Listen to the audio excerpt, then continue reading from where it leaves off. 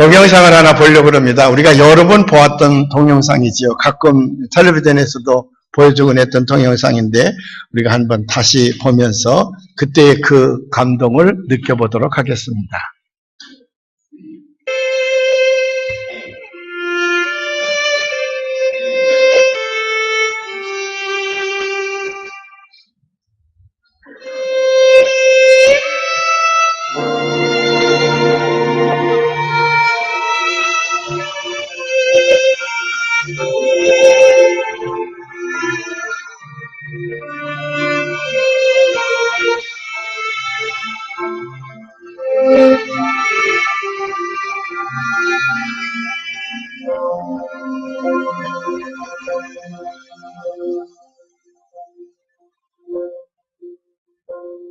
When I am down and oh my soul so weary,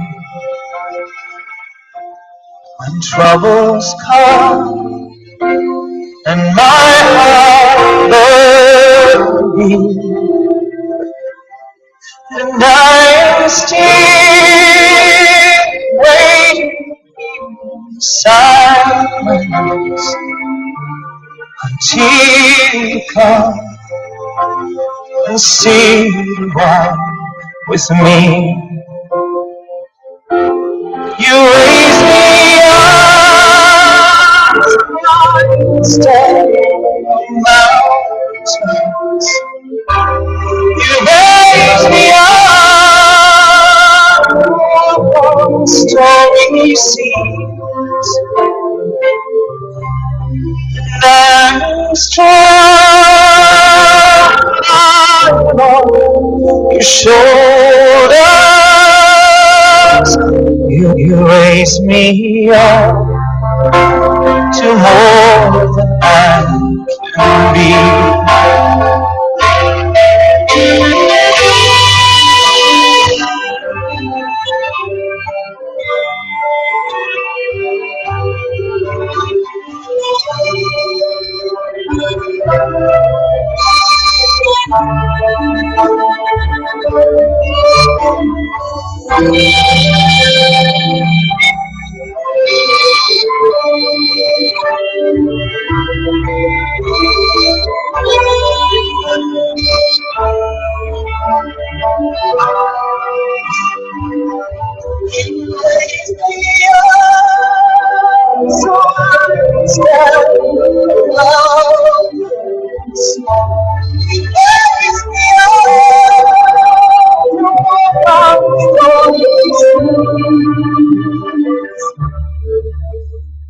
I am strong when I'm on your shoulders. You raise me up to more than I can be.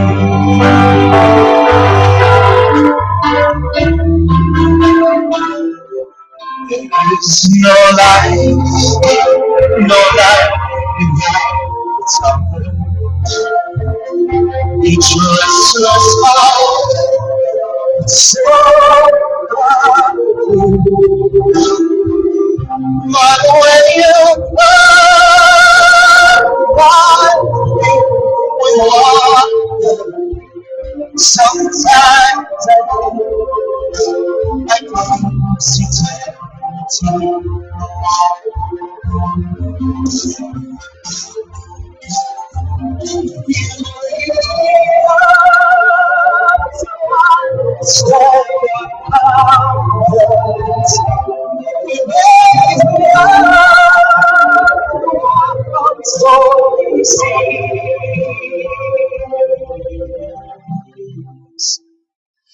I am strong when I'm on your shoulders.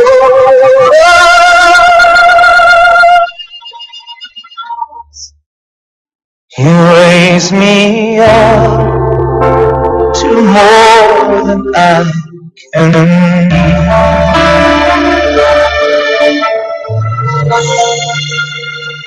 You raise me up to more than I can be.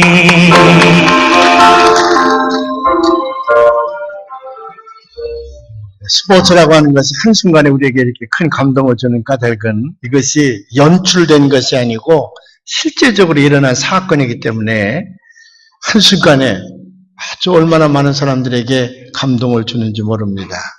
그래서 이 선수가 여기까지 나오는 그 과정이 얼마나 힘들었겠습니까? 각 나라에서 예선을 거치고 결승을 거쳐서 그 다음에 이제 올림픽에 뽑혀서 여기 나오는 건데 매년 열리는 것도 아니고 4년마다 한 번씩 열리기 때문에 일생에 한 번 나오면 또 한 번 나온다는 것이 기약이 없을 것인데 강력한 우승 후보였다는데 힘줄이 끊어짐으로 인해서 그가 탈락됐을 때 얼마나 마음이 아팠겠어요. 근데 그 아버지가 뛰쳐나와서 아버지니까 할 수 있는 일이죠. 뛰쳐나와서 그를 업고 이제 가는데 유레즈미아 우리 흔히 많은 사람들이 불러줬던 이 노래가 딱 이 장면을 우리에게 연상케 하는 아주 좋은 노래가 백뮤직으로 깔려 있었습니다. 그래서 아버지 어깨에 부축을 해서 그가 끝까지 완주할 수가 있었다. 그래서 이때에는 1등을 해서 금메달을 딴 사람보다는 저 사람이 훨씬 더 각광을 많이 받고 아마 온 세계 신문의 헤드라인으로 저 사람의 얘기가 다 아마 기사화 되었을 것입니다. 오늘 제가 저 동영상을 보여주는 까닭은 저것과는 상황은 다른 얘기지만 똑같이 우리에게 감명을 준 이 얘기가 있기 때문에 그렇습니다. 제가 이번에 미국에 가서 기사를 읽었는데 고등학교 2학년 다니는 17세는 여학생입니다. 이 사람이 주 1600m 장거리, 중장거리죠. 시합에서 신기록을 세우면서 오하이주의 대표 선수로 뽑히게 됐습니다. 그래서 열심히 이제 연습을 하고 그래서 미 전국대회 3200m 장거리 마라톤 대회에 오하이오주 대표로 참여하게 됩니다. 그런데 미국 아닌 모든 신문들은 이 매그한이라고 하는 아이인데 이 아이가 틀림없이 우승을 할 것이다. 기록도 그랬고 또 고등학교 2학년 학생으로서 한참 이제 새롭게 올라오는 젊은이기 때문에 매그한이 이번에 3200m에서는 반드시 우승할 가능성이 크다. 그렇게 이제 기대를 걸고 있었는데 그만 시합에 참여해서 3분의 2점 통과할 때에 무릎에 이상이 생겼습니다. 그래서 더 이상 뛸 수가 없게 됐어요. 그대로 주저앉을 수밖에 없는데 마음속에 내가 미국 오하이오 스테이트의 대표로 참여를 했고 또 그 고등학교가 아마 육상의 명문 고등학교 모양이 아마 그 고등학교 명예를 걸고 참여를 했는데 여기서 주저앉고 포기한다 그러면 학교의 명예 또는 주의 명예를 더럽히는 것이니 내가 끝까지 달려야 되겠다. 그러면서 이제 떨뚝거리면서 달리는 거예요. 물론 꼴찌지요. 그런데 이 아이가 이렇게 탈락함으로 말미암아 강력한 우승 후보로 꼽힌 또 하나의 명문 고등학교가 있었습니다. 육상계 명문고등학교에 있었는데 그 학교의 선수로 이제 나온 사람이 아덴이라고 하는 여학생이었는데 경쟁 학교입니다. 근데 그 아이가 1등을 할 수밖에 없는 거예요. 이 아이가 이제 무릎 부상으로 인해서 이제 경기를 더 이상 할 수 없게 되니까 그래서 아덴이 1등으로 달려가다가 이 아이는 여기 이 영화에 나오는 것처럼 근육이 끊어지는 거예요. 그래서 그냥 폭 주저앉고 말았습니다. 더 이상 뛰지를 못하는 거예요. 일어나서 뛰려고 그랬더니 이게 다리가 떨어지지 않는 거라. 그러니까 무릎에 이상이 있던 이 매그한은 충분히 꼴찌는 면하게 됐습니다. 이제 그 학생을 통과하면 적어도 뭐 등수 안에 들지는 못하지만은 왼수 같은 경쟁 상대니까 그 학교 대표만은 이길 수 있는 아주 절호의 찬스가 온 거지요. 글쎄 우리나라 연대 고대가 그런 감정일까?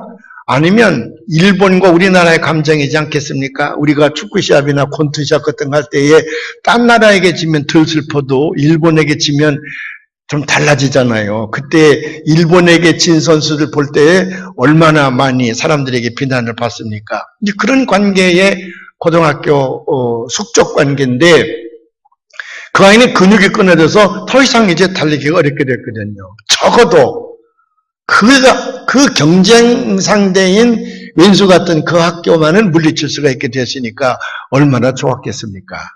그런데 이상이 생긴 거예요. 이 매그한이라고 하는 선수가 이제 쩔뚝쩔뚝거리면서 그 아이를 패스하는 순간에 멈추고는 그 넘어져 있는 그 왼수 같은 상대 학교의 선수를 이렇게 세워서 자기 어깨에 메고 뛰는 거야. 그 아이는 근육이 끊어져서 한 발짝도 더 옮길 수가 없는데 이 메간이 그 학생을 부축을 하고 뛰니 온 관중이 다 일어나지 않았겠습니까? 감동이지요. 막 박수를 치는 거예요. 5분의 30점에서 이제 그 아덴 선수가 힘줄이 끊어졌는데 이제 조금만 더 달려가면 결승 라인이 있지 않습니까? 마지막 둘이 이렇게 골인을 하는데 꼴찌가 2명이 들어오는 거죠. 근데 이 메간 선수가 거기서 딱 쓰더니 그 아덴 선수 힘줄이 끊어져서 넘어져서 한 발짝도 걷지 못하는 그 아이를 탁 그들이 그 아이를 밀쳤습니다. 그래서 그 아이가 먼저 결승점을 통과를 하고 그 다음에 메그한이 그 결승 라인을 통과해서 결국 메그한이 스스로 꼴찌가 된 거죠. 우리와 같은 박수가 일어났고 많은 그런 관심 있는 사람들이 이제 눈물을 흘리면서 감동을 받는 거지. 어떻게 저런 마음을 가질 수가 있을까? 어떻게 저런 마음을 가질 수가 있을까? 그 스포츠맨십이라고 하는 건 참 그래서 사람들에게 많은 감동을 불러일으키는 건데 그 다음에 기자 인터뷰가 너무 멋있었던 거예요. 갖다 대면 우쭐한 마음으로 어쩌고 얘기를 많이 할 수가 있었을 것인데 이 메간 선수가 기자들하고 인터뷰를 하는데 뭐라고 얘기를 하냐면 누구든지 그 상황이라면 나처럼 했었을 것입니다. 왜냐하면 그것이 스포츠 정신이기 때문에 그렇습니다. 이게 한갑된 무슨 운동선수 퇴역한 사람이라면 그런 얘기 할 수가 있지. 그래 지금 막 뻗어가는 아이인데 그 어른 기자가 와서 이렇게 물을 때에 그렇게 얘기한다는 거는 이거는 정말 대단한 사건입니다. 누구든지 내 상황이었더라면 그렇게 했었을 것입니다. 왜냐하면 그것이 스포츠맨십, 스포츠 정신이기 때문에 그렇습니다. 어차피 나는 오늘 꼴찌할 운명이 아닙니까? 그런 겸손을 보이게 됐다고 말해요. 제가 그 기사를 읽는 동안에 그래, 이것이 그리스도인의 삶이지. 그리스도인의 삶. 여러분, 그리스도인의 삶이라는 게 뭔 줄 아십니까? 성경은 뭐라고 가르치냐면 언제든지 나보다 남을 낮게 여기고 그를 잘 섬기고 봉사해서 그가 행복해질 수 있도록 나를 헌신하고 희생하는 삶. 그것이 기독교 윤리의 근본이거든요. 출발이거든요. 메간에게 누가 그렇게 하라고 시켰겠습니까? 그 마음속에서 그렇게 우러난 거 아니겠어? 그게 스포츠맨십이 아니라 크리스찬십이야. 크리스찬십. 우리 기독교인들이 당연히 어디서나 언제든지 그런 상황이라 그러면 그렇게 행동할 수밖에 없는 사람, 그들이 그리스도인이 아니겠습니까? 예수님께서 부활 승천하신 다음에 제자들이 예수의 부활을 증거해야만 했습니다. 더군다나 땅끝까지 이르러 너희들이 목격한 바를 전하라 그랬거든요. 그래서 예수님의 부활을 목격한 초대교회 사도들과 그리스도인들은 어떻게 쓰든지 그리스도의 부활의 사건을 전해야 되겠는데 그 부활의 사건을 전하기 위해서 오늘 메그한이 보여준 그런 삶의 모습을 우리에게 보여줬습니다. 그것이 오늘 우리가 봉독한 사도행전 4장 32절부터 35절에 있는 말씀이에요. 제가 참 귀하게 여기는 문장은 뭐냐면 모든 믿는 자들이 all the believers 모든 믿는 자들이 were one 하나를 이루었다. in heart and in mind 그 마음과 뜻에 있어서 하나를 이루었다는 거예요. 그래서 우리 성경에 보면 믿는 우리가 모두 다 한 마음과 한 뜻이 돼요. 이것이 교회가 추구하는 교회 믿음의 공동체가 바라보고 있는 비전의 모습이거든요. 근데 누가 시켜서 이렇게 한 게 아니야. 저절로 그렇게 된 거예요. 우리 한번 다 같이 봉독해봐요. 믿는 우리가 한 마음과 한 뜻이 되어 이것보다 더 좋은 말이 어디에 있습니까?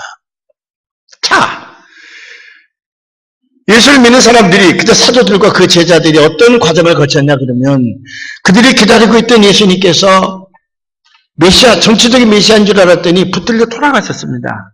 돌아가셔서 상당히 절망하고 있을 때에 사흘 만에 부활하셨습니다. 그리고 40일 동안 예수님께서 자기를 따르는 사람들에게 나타났습니다. 그 다음에 40일째 되날 베다니 언덕에서 하늘로 올라가셨습니다. 승천하시면서 마지막 유언을 하나 남겼는데 그게 뭐냐면 땅끝까지 너희들이 목격한 위트네스예요. 너희들이 목격한 이 부활의 사건을 땅끝까지 너희가 전하는 증인이 되어야 되겠다. 그게 예수님께서 유일한 유언입니다. 근데 예수님께서 하나 더 부제를 다는데 뭐냐면 그러나 너희들이 그냥 떠나지 말라. 땅끝을 향해 떠나지 말라. 그러면 예루살렘에 머물고 있어라. 내가 너희에게 성령을 보내리니 성령을 받을 때까지는 너희들이 예루살렘을 떠나지 말거라. 그리고는 하늘로 올라가셨습니다. 제자들은 예수님 말씀에 순종하기 위하여 마가의 다락방에 모였습니다. 열심히 기도했어. 열흘째 되는 날이 오순절날이야. 그때 성령이 임재한 거예요. 성령 충만함을 받은 이 제자들은요, 그전에는 무서워서 숨어 다녔는데 이제는 담대해졌습니다. 길거리로 나갔습니다. 그들이 받은 성령의 사건을 전합니다. 그리고 예수께서 사흘 만에 부활하셨다는 이 부활의 사건을 그들이 전하게 되는 거예요. 그럴 때에 얼마나 많은 사람들이 감동을 받는지, 전 세계에 흩어져 살고 있는 유대인들이 오순절을 지키기 위하여, 그걸 디아스포라라 그러는데 그 디아스포라들이 오순절을 지키기 위하여 예루살렘으로 몰려들었는데 그들을 향하여 사도들이 설교하게 될 때에 성령이 감동되어져서 큰 은혜를 받는 거예요. 그래서 이 사람들이 그 부활하신 주님을 믿겠다고 제자들에게 오는 겁니다. 그들이 모여서 예수님이 부활하신 날, 주일이죠. 안식구 첫날 예수님이 부활하신 날을 기념해서 그들이 모여 예배를 드리는 거예요. 사도들이 설교를 하는 겁니다. 그 믿음의 공동체가 바로 교회야. 교회는 그렇게 해서 시작되게 됐습니다. 그 성령 충만을 받은 이 사람들이 이제 예수님의 유언의 말씀, 다시 말하면 자기들에게 주어진 사명을 감당해야 되잖아요. 그건 뭐냐면 이 부활하신 예수님의 복음을 땅끝까지 전하는 거야. 땅끝까지 증인이 되는 거예요. 여러 가지 기사 이적이 많이 나타났습니다. 그래서 베드로나 요한이나 야고보나 병든 자들에게 손을 얹기만 하면 불치의 병에 걸리는 사람들이 불뚝불뚝 일어났습니다. 방언도 했습니다. 입신도 했습니다. 성령의 외적 증거가 많이 나타났어. 근데 그것만 가지고는 세계를 변화시킬 수가 없거든. 또 다른 것이 있어야 되는데 그 또 다르게 나타나는 것이 삶의 질의 변화야. 누가 시킨 것도 아닌데 그들이 한뜻 한 마음이 되어져서 그 다음 문장이 뭐라고 있는 줄 아십니까? 자기들의 물건을 서로 통용했다. 자기들의 물건을 서로 통용하고 자기들의 것이라 주장하는 이가 하나도 없었다. 뿐만 아니라 자기들이 가지고 있는 집과 밭을 팔아서 예수님 제자들 앞에 갖다 놓으니 그 제자들이 그것을 필요한 사람들에게 나누어 주었다. 그 결과는 어떻게 됐느냐? 초대교회 안에는 가난한 사람이 없었더라. 가난한 사람이 없었어요. 니디가 없었어요. 정말 유토피아예요. 누가 시킨 것도 아니야. 저절로 그냥 그렇게 되는 거야. 성령의 강력한 인도하심을 따라서 그들 스스로가 다 내어놓고 또 강력한 성령님의 그 충만함을 받아서 기쁜 마음으로 그렇게 하는 거예요. 오늘 우리가 교회를 세웠습니다. 그래서 이 교회를 세워가지고 땅끝까지 복음을 전하는 증인의 사명을 감당해야 되겠는데 그 증인의 사명을 감당하기 위해서는 초대교회의 모습이 오늘 우리 교회에 있어야 된다고 말이죠. 그래서요, 구약성경에는 이미 그런 말씀이 있습니다. 구약성경에는 하나님의 영이 우리에게 임하면 우리가 그런 형제 자매가 서로 통용하며 서로 사랑을 나누면서 지상천국을 이룰 것이라는 얘기가 여러 군데 있습니다. 그 중에 하나가 아까 교동문으로 봉독했던 시편 133편 1절의 말씀인데 우리가 한번 봉독해 볼까요? 이 말씀이 어떻게 되어지는지 한번 읽어보십시다. 보라 형제가 연합하여 동거하니 어찌 그리 선하고 아름다운고. 근데 이 말씀을 현대 성경 번역이라는 게 있습니다. 현대 성경. 오늘날 우리가 쓰는 아주 쉬운 말로 번역한 성경. 여러분들이 이 성경을 하나씩 사놓고 있으면 좋을 것 같아요. 아주 금방 우리 이해가 되도록 잘 번역을 했는데 그 현대 성경 번역에는 이렇게 되어 있어요. 우리가 한번 다 같이 읽어봐요. 오손도손 사는 모습. 이게 제목이야. 133편의 제목이에요. 다윗의 노래, 다윗이 지었다는 겁니다. 그 다음에 뭐라고 되어 있냐면 예루살렘으로 올라가는 길에서 부르는 노래. 예루살렘으로 올라가는 길이라는 건 뭐예요? 예루살렘 성전으로 예배하기 위해서 모여드는 사람들이거든. 예루살렘 성전, 교회로 예배하기 위하여 몰려드는 사람들은 어떻게 사느냐? 그 다음에 문장이에요. 한번 다 같이 봉독해 보십시다. 어찌 이보다 아름다우랴? 어찌 이보다 아름다우랴? 형제자매 오손도손 아껴주며 사노. 어찌 이보다 즐거우랴? 어찌 이보다 아름다우랴? 형제자매 오손도손 아껴주며 사는 것이거늘. 사랑하는 여러분, 성령을 임재한 사람들은 그 성령에 끌려서 그 삶의 모습이 이렇게 변화되어진다는 거예요. 누가 시키지도 않았는데 물건을 서로 통용하고 자기의 소유를 자기 것이라 주장하지 아니하고 그것을 다 팔아서 제자들 발 앞에 갖다 두니 제자들이 필요한 사람들에게 그것을 나누어 주었다. 그랬더니 적어도 그 공동체 안에서는 가난한 사람이 없었다. 그것이 우리가 꿈꾸는 공동체라 그 말이지요. 본래 하나님께서 이 세상을 만드실 때에는요, 이 세상에 사는 사람들이 풍성한 삶을 충분히 누릴 수 있도록 만드셨다는 거예요. 근데 어떤 사람은 잘 살고 어떤 사람은 잘못 사느냐? 가진 자들이 너무 많은 욕심을 부려서 많이 갖고 있기 때문에 상대적으로 못 가진 자들이 생겨난다는 말이에요. 모래시계를 보면 기울기에 따라서 한쪽으로 모래가 기울게 되면 한쪽이 모래가 적어지는 것처럼 가진 자들이 너무 많이 갔기 때문에 못 가진 자들이 생긴다는 거거든요. 부유한 나라에서는 음식이 썩어납니다. 우리나라도 음식점에 가본다든지 그러면 얼마나 많은 음식들이 썩어 넘어가나요? 그런데 상대적으로 지구의 한 모퉁이에는 그 음식이 없어서 그 양식이 없어서 굶어 죽는 사람들이 얼마나 많아요. 통계에 의하면 아프리카에서는 5초마다 어린아이 하나가 영양실조로 죽는다는 거예요. 5초마다. 얼마나 불행한 일입니까? 그래서 우리 교회에서는 월드비전을 통해서 아프리카에다가 한 20, 30명의 아이들을 지금 돕고 있습니다. 그들의 생계비를 우리가 보내는 거예요. 또 베트남에다가도 우리가 5명의 학생들을 우리가 먹을 양식값과 학교 등록부를 보내고 있습니다. 또 우리 중고등부에서는 우리 전지경 선교사님 여기 와 계신데 그 짐바브웨에 있는 학생들에게 또 먹을 것을 보내고 또 장학금도 보내곤 하고 있습니다. 왜? 이렇게 함으로 말미암아 우리의 죄책감을 좀 덜어보려고. 문제는 뭐냐면 가진 자들이 많이 가지고 있으면서도 그 많이 주신 것을 나눠줘야 될 텐데 그걸 나누지 않습니다. 그래서 지구 한 모퉁이 사람들이 굶어 죽어간다는데도 불구하고 아무런 느낌이 없는 거예요. 죄책감이 없는 거예요. 해야 할 일을 하지 않는 거예요. 영어로 범죄 행위를 두 가지로 얘기합니다. 하나는 커미션이란 말이에요. 커미션. 또 하나는 오미션이란 말입니다. 커미션이란 말은 해서는 안 될 일을 하는 거. 법을 위반하고 해서는 안 될 일을 하는 범법자, 범과자입니다. 그래서 커미션의 죄를 지면 재판을 받고 형벌을 받습니다. 감옥에 가기도 하고 벌금도 물고 그러기도 해요. 근데 오미션이라는 죄는 뭐냐? 해야 할 일을 하지 않는 거예요. 해서는 안 될 일을 하지 않으면 세상 법이 그를 다스립니다. 그래서 감옥에 보내기도 해. 그런데 해야 할 일을 하지 않으면 누가 법으로 다스리지는 않아. 그러나 하나님의 준엄한 심판이 거기 있다는 걸 우리는 꼭 기억을 해야 됩니다. 예수님 비유 가운데에 부자가요, 날마다 자색 옷을 입고 잔치를 베풀어요. 뭐 남의 거 뺏어온 것도 아니야, 훔쳐온 것도 아니야, 착취한 것도 아니야, 그냥 부자야. 그래서 자색 옷을 입고 그들이 매일같이 잔치를 베푸는 거예요. 근데 그 대문 밖에는 나사로라고 하는 거지가 온몸이 다 종기가 나서 개들이 핥습니다. 파리가 핥습니다. 부잣집에서 나오는 그 쓰레기 그거 먹고 사는 사람이 있어. 나중에 죽어보니까 이 부자는 지옥에 가 있습니다. 그 나사로는 예수님을 잘 믿는 사람이 천국에 가 있어요.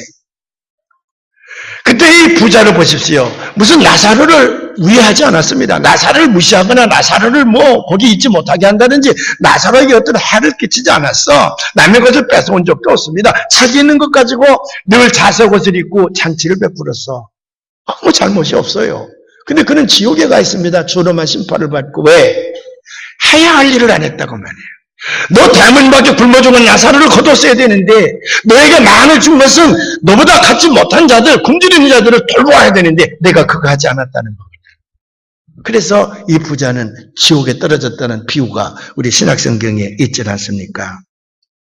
사회학자들의 통계에 의하면 지금도요, 전 세계에서 생산되어지는 곡식들은 온 70억 인구가 충분히 먹고도 남는다는 거예요. 근데 왜 최고 한 모퉁이에서 굶어 죽어가는 사람이 생기느냐? 이것을 나누지 못하기 때문에 그래요. 나누지 못하기 때문에. 그래서 우리가 한번 실천해 보려고 지난 부활절 전 고난주간 때 여러분들에게 제가 권면하지 않았습니까? 다른 날은 몰라도 금요일, 성금요일은 우리 예수님께서 우리의 죄값을 치르시기 위하여 저 십자가 위에서 6시간 동안이나 매달려 계셨는데 적어도 그리스도를 따르는 우리다 그러면 그 주님의 십자가의 고통을 우리가 생각하면서 한 개만이라도 금식을 하자. 그래서 그 금식한 양식을 모아가지고 우리 주변에 있는 가난한 사람들에게 먹을 양식을 대주자. 여러분들에게 제가 하소연하고 권면했던 까닭이 거기에 있습니다. 여러분들이 열심히 금식허금을 해주어서 이제 우리 사회부에서는 이번 주 수요일 날 여기 동장님이나 주민자치위원장들을 모셔다 놓고 그걸 이제 전달하려고 그럽니다. 우리가 뽑는 게 아니라 그분들이 뽑아주는 게 200가정을 뽑아주는 거예요. 늘 해마다 그랬습니다. 1년에 3번씩 우리가 하는데 200가정을 뽑아주면 그분들을 위한 양식을 우리가 아주 그 쌀 새로 빻은 거 바로 전날 빻은 아주 햇살과 같은 질 좋은 쌀을 그분들에게 드려서 그분들이 나눠주는데 내 이름으로 하는 게 아니야. 우리 이름으로 하는 게 아니야. 십자가에서 우리의 죄값을 치러주신 예수님의 이름으로 그들에게 우리의 사랑의 마음을 전달하는 겁니다. 이 세상에 계실 때 열정적으로 예수님께서 그런 사역을 하시지 않았습니까? 하늘나라에서 우리의 모습을 보고 얼마나 기뻐하셨을 것이며 독생자를 보내시사 이 땅을 그런 세상으로 만들기 위하여 자기 아들을 십자가에서 희생시켰던 하나님은 우리의 모습을 보고 얼마나 좋아하시겠습니까? 물론 우리가 이런 일을 한다 그래서 근본적으로 이 세계 기아 문제를 우리가 해결하겠다는 건 아닙니다. 해결할 수도 없고요. 우리가 이렇게 하는 까닭은 우리가 하는 것을 보고 하나님만 기뻐하시는 것이 아니라 뭘 가지고 있는 정치인들이라든지 무슨 이제 여러 사업하는 사람이라든지 권력이 있는 사람들, 할 수 있는 능력이 있는 사람들에게 자극을 주는 거예요. 우리가 이 일을 해야 되지 않겠냐. 해야 할 일을 안 하면, 그 안 했다고 하는 것 때문에 하나님의 준엄한 심판이 온다, 그 말이에요. 1960년대에 마틴 루터 킹 목사님이 민권운동을 전개를 합니다. 이분이 보스턴 대학에서 신학박사 학위를 하고 목사님이 되셔서 아틀란타의 교회를 맡아서 내려오시는데 저 알라바마주에서 흑인 여자 하나가 버스에 탔다가 백인 운전사가 백인들이 앉아있을 자리에 흑인 여자가 탔다고 그래서 차를 세워놓고 그 여자를 차 밖으로 내쫓았습니다. 그 기사가 나니까 마틴 루터 킹 목사님이 우리도 똑같이 사람인데 똑같은 요금을 내고 버스를 타는데 왜 백인들은 앞자리에 앉아야 되고 우리는 뒤에 서야 되는가? 그래서 버스 타기 보이콧 운동을 시작으로 해서 민권 운동에 불을 붙이는 거예요.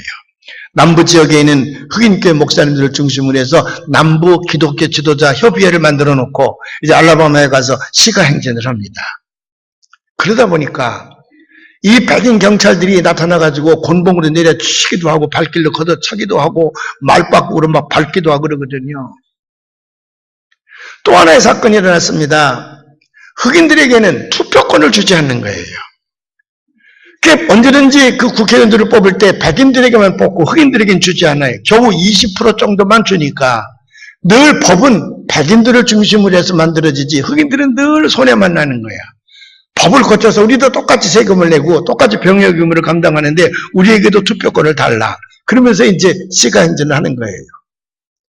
백인들은 KKK단이라는 걸 만들어가지고 그냥 무차별하게 흑인들을 짓밟습니다. 심지어는 경찰들이요 곤봉 가지고 내려치는 건 두말할 것도 없고 그저 데모하는 사람들을 쏴서 죽이게 됩니다. 그래서 마틴 루터 킹 목사님이 존슨 대통령을 만나서 법을 바꿔달라. 흑인과 백인이 똑같이 학교에 가서 공부할 수 있는 길을 열어주고 똑같이 차를 탈 수 있는 길도 열어주고 똑같이 투표할 수 있는 길을 열어달라. 우리들을 몇백 년 동안 노예로 부려먹었으면 이제 사람 대우를 해줘야 될 것이 아니냐. 내건 표어가 We are the man. 우리도 사람이다.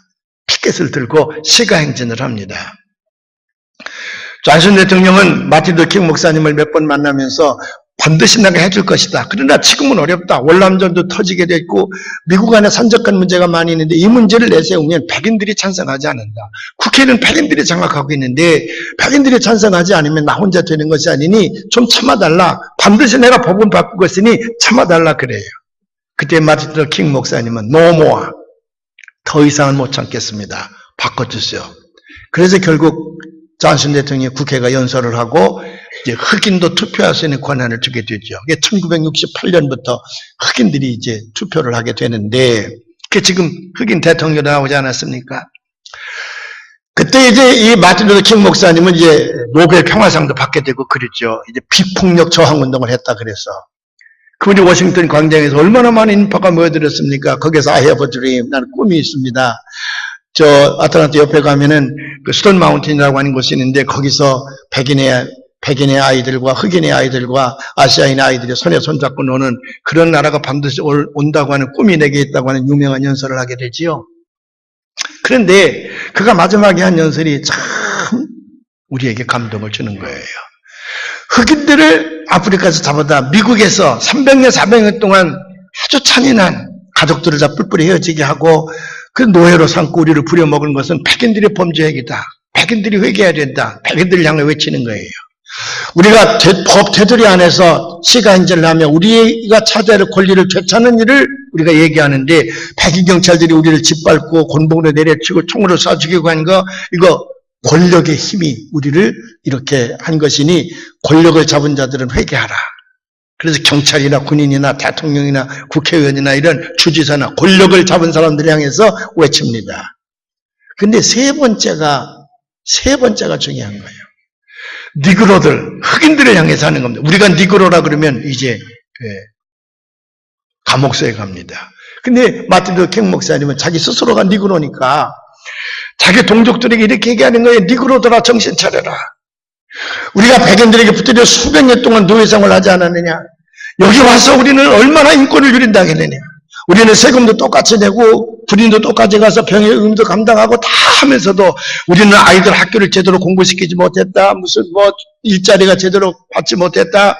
투표권도 없었다. 모든 선거권과 비선거권이 우리가 이렇게 차별 대우를 받는데도 불구하고 그걸 알고 있으면서도 아무것도 안 하는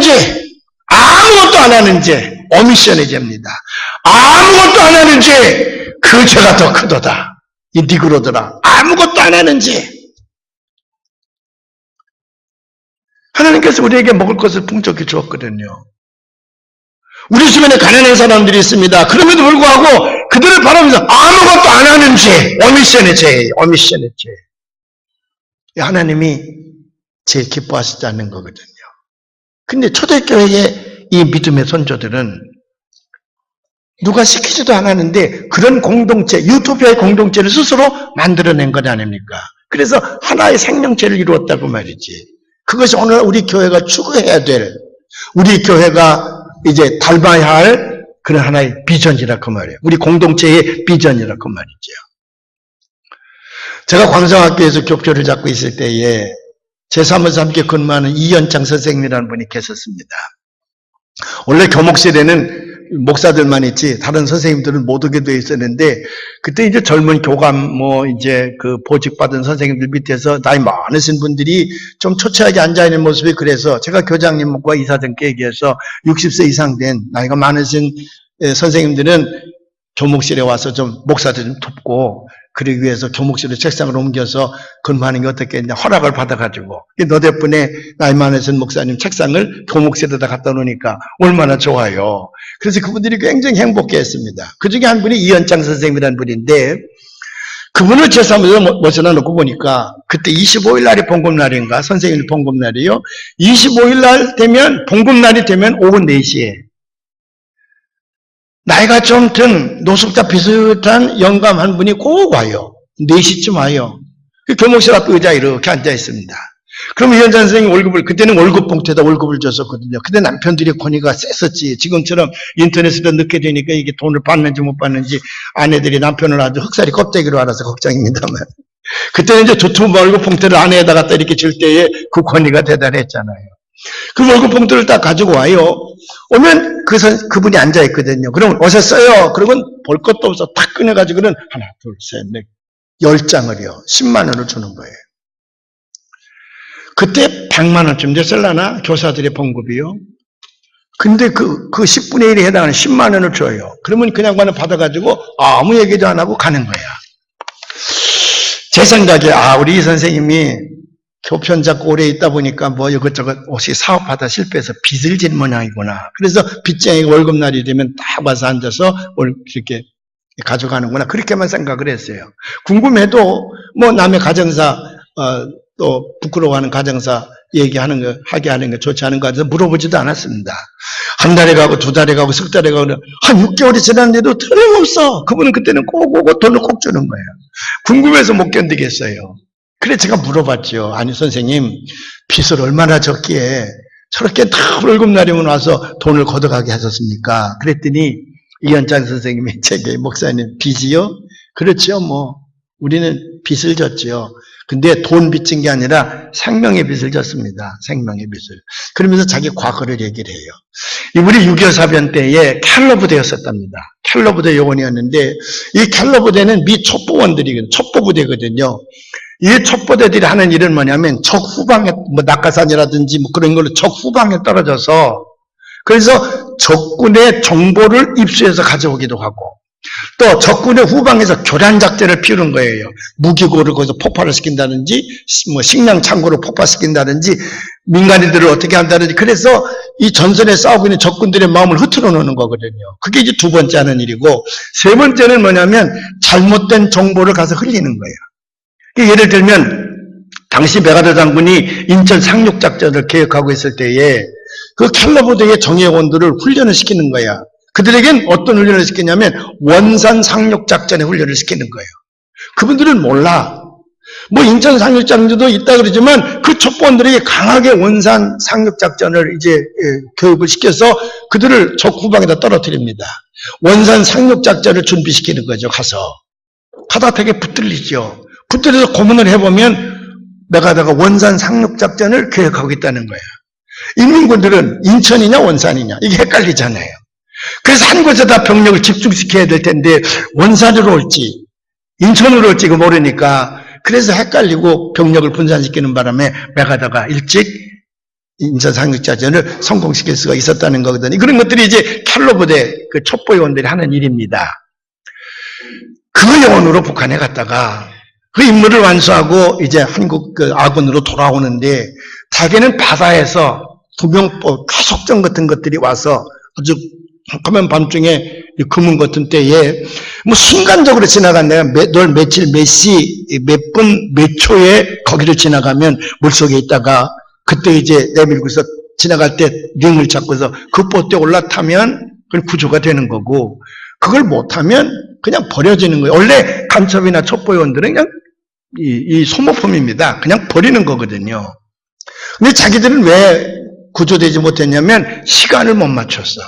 그래서 4명이 낙오하게 됐다는 거예요. 낙오자가 한두 명 생긴 게 아닌데 대개는 붙들려서 이제 사살을 당하든지 고문받아 죽든지 굶어 죽든지 그러는데 그 4명이 똘똘 뭉쳐서 그래서 이제 남한 아군 쪽으로 오게 되는데 그때의 고생은 이루 말할 수가 없었다는 거예요.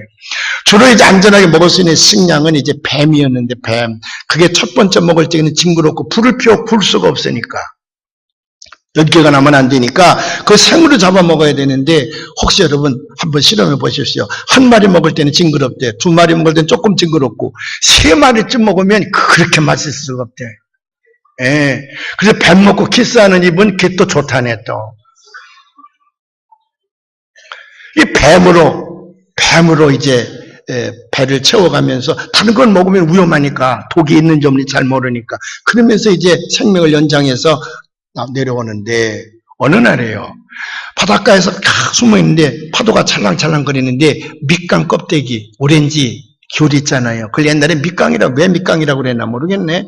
그 밑강 껍데기 요만한 게 바다에 출렁출렁 되더래요. 그래 하나가 살살 내려가서 그걸 건져다가 넷으로 나누어서 밤낮 뱀만 먹다가 그걸 넷으로 입에다 넣고 오물오물 씹는데 그 향긋한 그 맛하며 너무 좋아서 그걸 먹으면 우렸다는 거야. 근데 그 돈 받아러 오는 사람이 그 밑간 껍데기 주워온 사람이래. 밑간 껍데기. 그 외에도 그분 하시는 말씀이 누구든지 그 4명 가운데 한 명이라도 나만 살겠다는 마음을 먹었더라면 넷은 다 몰살했을 거라는 거예요. 근데 그때는 아군에게 구출될 때까지 우리는 한 생명체다. 하나의 몸이다. 그래서 똘똘 뭉쳐있는데 그 이현자사의 말씀이 그때가 그립다는 거야. 지금도 그분들이 만나면 내 것 내 것이 없답니다. 어렵다 그러면 뭐 본고 몇 달치라도 그냥 죽어서 일어서야지. 근데 그분은 너무 술을 많이 먹어서 술 중독에 걸려서 가족들이 이제 이혼을 하고 버림받고 그래서 노숙자처럼 그렇게 살기 때문에 봉급날이 되면 그 동료들의 월급 타는 그날 쭉 돌면 두말하지 않냐고 그 돈을 준다는 거예요. 그래서 한 달씩 자기와 똑같이 그렇게 살아간다는 거예요. 한 생명체예요. 초대교회가 그랬습니다. 예수 믿는 사람들이 수천 명 생기게 되니까 제일 무서워 떠는 건 제사장들이야. 바리새인들이야. 사두개인들이야. 거기 서기관들이야. 율법학자들이요. 소위 지도자들이야. 이게 예수 믿는 사람들이 수만 명씩 생겨가지고 이제 그들이 만일에 폭동이라도 일으키면 제일 먼저 죽을 사람들이 자기거든요. 그러니까 이 권세 잡은 자들이 로마 군 부대와 함께 야합을 해서 그 로마 병정들 통해서 예루살렘 안에 예수 믿는 사람들 잡아 죽이는데요. 어디서 모여서 예수 믿는 사람들이 예배를 본다 그러면은 로마 병정들이 그 순교사 기록에 의하면 말을 타고 가서 날카로운 칼을 가지고요. 마치 벼이삭을 자르듯이 아니면 콩나물 대가리를 자르듯이 수없이 자르고 지나간다는. 그러면 대가리가 다다다다 끊어져가지고 그래서 얼마나 많은 사람들이 죽었는지 몰라. 언제 예배를 보다 언제 죽을지도 몰라. 그래서 그들은 여기다가 포도송이를 그리고 삽니다. 물고기라고 하는 그런 말 여기다 해가지고 서로 그 암호를 가지고 언제 어디서 모여서 예배를 본다고 그랬지만은 그러나 거기도 역시 첩보가 간첩이 있어서 오히려 가짜 교인이 들어와서 그 신분이 노출되게 되면 언제 죽을지 모르거든요. 그런 상황이기 때문에 이 초대교회 교인들에게는 내 것 내 것이 있을 수가 없어. 모두가 다 한 생명체예요. 누가 시키지도 않았는데 자기들이 가지고 있는 거 다 내놓고 통용하고 집, 밭 다 팔아서 예수님 제자들이 갖다 주니 필요한 사람마다 제자들이 나눠주니까 그 공동체 안에는 적어도 가난한 사람이 없었더라. 굶주리는 사람이 없었더라.